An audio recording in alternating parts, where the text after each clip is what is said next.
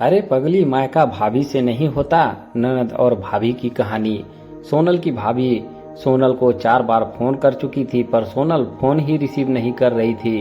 बाद में जब सोनल किचन से बाहर आई तो देखा कि उसकी भाभी के 4 मिस कॉल हैं लगातार। यह देखकर वह घबरा गई, क्योंकि उसकी भाभी को पता होता है कि अगर सोनल 2 बार में फोन नहीं उठाती है तो इसका मतलब यही है कि वह अपने काम में व्यस्त है और या फिर फोन से दूर है।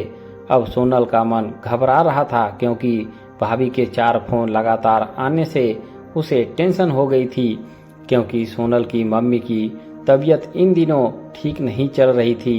अभी तो 2 दिन पहले ही सोनल अपनी मम्मी से मायके में मिलकर आई थी। फिर भी सोनल ने हिम्मत करते हुए अपनी भाभी को फोन लगाया, और फोन जैसे ही भाभी ने उठाया तो सोनल को रोते हुए कहा, दीदी, मम्मी जी हमें छोड़कर चली गई हैं। रात को अच्छे से सोई थी। सुबह आपके भैया और मैंने खूब उठाने की कोशिश की, पर वह नहीं उठी। तब हमने डॉक्टर साहब को बुलवाया। फिर उन्होंने बताया कि मम्मी जी अब नहीं रही। दीदी आप जल्दी से घर आ जाओ। इतना सुनते ही सोनल की आंखों से आंसू बहने लगे। पापा तो पहले ही उसे छोड़कर जा चुके थे और अब उसकी माँ भी नहीं रही। सोनल तो बिल्कुल बेहाल हो चुकी थी। अब सोनल ने रोते रोते यह बात सक्षम उसके पति को बताई तो सक्षम ने उसे संभाला और उसे जल्दी से कार में बिठाकर मायके ले गया। सोनल जैसे ही अपने घर पहुंची तो उसकी माँ के शरीर को देखकर उससे लिपट गई और खूब रोई। आखिर में समझ ने उसे किसी तरह समझाया और माँ का अंतिम संस्कार किया। सारे विधि विधान होने के बाद भी सोनल की रुलाई रुकी नहीं रही थी। उसे माँ की बहुत याद आ रही थी।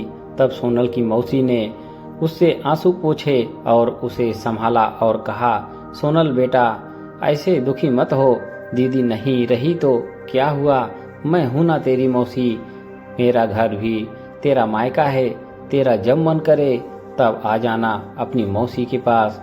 वैसे कहते भी तो है ना, मौसी मतलब माँ जैसी। बेटी मैं तेरा दर्द समझ सकती हूँ, क्योंकि तेरे पापा तो पहले ही तुझे छोड़कर जा चुके हैं और आज दीदी भी चली गई। कहते हैं ना कि माँ के जाने के बाद तो लड़कियों का मायका ही छूट जाता है। यह भाभी तो बस दुनिया को दिखाने के लिए नाम का रिश्ता होता है, क्योंकि मायका तो माँ से ही होता है। सोनल भी मन ही मन सोचने लगी कि शायद मौसी ठीक ही तो कह रही हैं, और वह मौसी से लिपटकर जोर जोर से रोने लगी और कहने लगी, क्या मौसी, मेरा भी मायका अब नहीं रहा। तभी सोनल की भाभी दूर बैठी दोनों की बातें सुन रही थी। पहले तो भाभी ने सोनल को चुप कराया और फिर उसे दिलासा दी।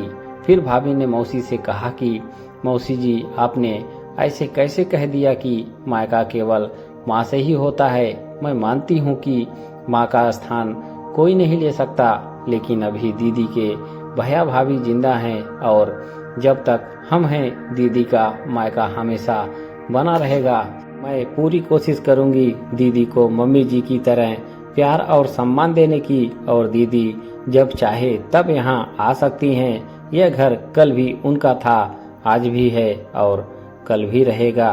मौसी जी मैं भी एक बेटी हूँ और मेरा भी मायका है, और मैं अच्छे से जानती हूँ कि हम बेटियों के लिए मायका कितना महत्वपूर्ण होता है। मौसी जी आप दीदी को अपने घर जरूर बुलाइए, इन पर उन्हें अपने भैया भाभी के प्यार से दूर मत करिए।